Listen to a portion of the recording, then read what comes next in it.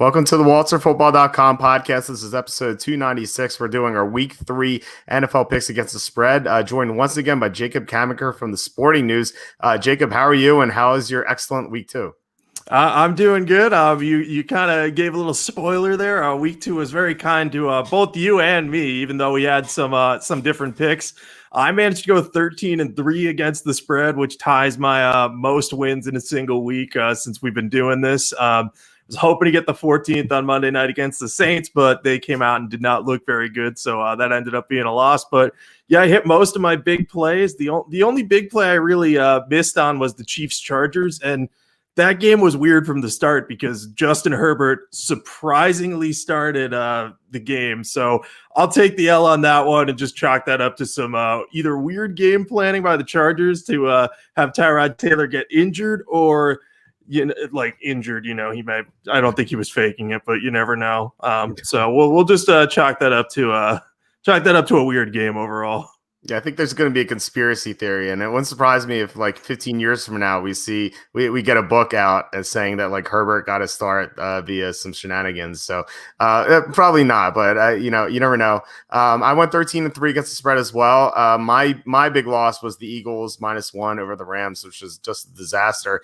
Eagles linebacking core might be the worst linebacking core of all time, just based on how poorly they played. It was terrible.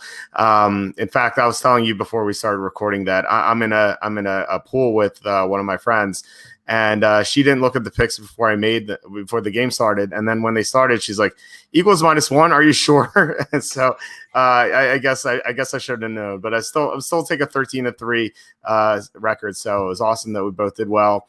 Hopefully we can keep that going into week 3. Let's begin right away with the Dolphins at the Jaguars. The Dolphins open up -1.5. It's up to 3. So who do you like in this game? That should be a lot of fun. Yeah, I'm not a huge fan of this line. I think this line is actually dead accurate. It's exactly what it's supposed to be. So I have trouble picking this one, but I'm on the Dolphins right now.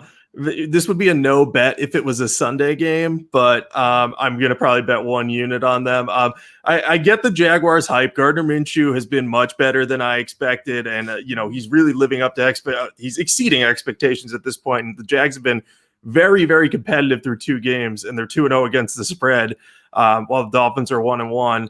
But I just think the Dolphins are the better coached team. I think that they can match up pretty well with what the Jaguars have on defense. Byron Jones is questionable, which gives me a little bit of pause.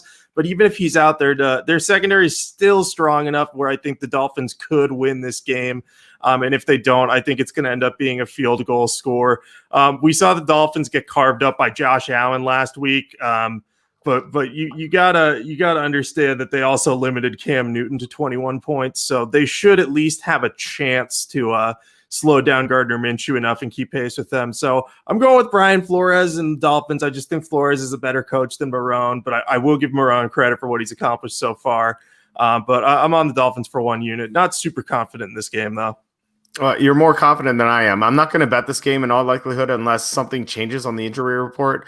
But I like the Dolphins as well. I feel like the most likely results of this game are either the Jaguars winning by 3 or the Dolphins winning by 3, and we get either the win or the push by taking the Dolphins +3. The advanced line on this game was Jaguars -1, so it's gone up 2 points just because Jacksonville hung tight with Tennessee, which I guess, you could say that's impressive, but then on the other hand, Tennessee played the very late game Monday night against the Broncos. They won at the last second, and they had to play in a short week. So I don't think Tennessee was at 100%. So I think if they had more time to prepare for that game, and if they weren't coming off a last-second win, they may have beaten the Jaguars by more. So I think that was maybe a little misleading. So either way, I think the Dolphins look okay. But, as you said, Brian Jones being out will help Jacksonville a lot. So not very confident. I like the Sunday games a lot more than this one. Yeah, this is definitely one of my least favorite games. Again, the only reason I'm betting it is because I can't make myself not bet the Thursday night. It's like just something I can't ever do. It just sets the tone for my week. I'm also 5-1 in prime time this year, so I've got to see if I keep that streak going. Undoubtedly, that will change, but we'll see. Yeah, I definitely hear betting the standalone games. Like a lot of people do that. I probably would if it wasn't for DraftKings. I just enter in a bunch of DraftKings contests, and that's how I get my gambling fix, I guess. So before we get to the Sunday games, please hit subscribe if you're watching on YouTube. That would help us out a lot. Hit the like button, share this video. That would be amazing if you guys do that to help support the show.